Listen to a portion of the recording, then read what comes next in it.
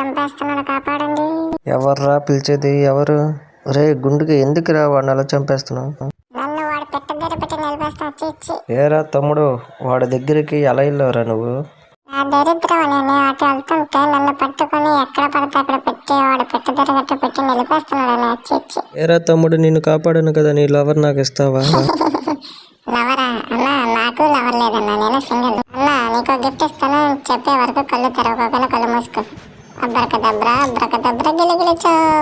అన్నా మెల్లగా కళ్ళు తెరవు, చూడు గిఫ్ట్.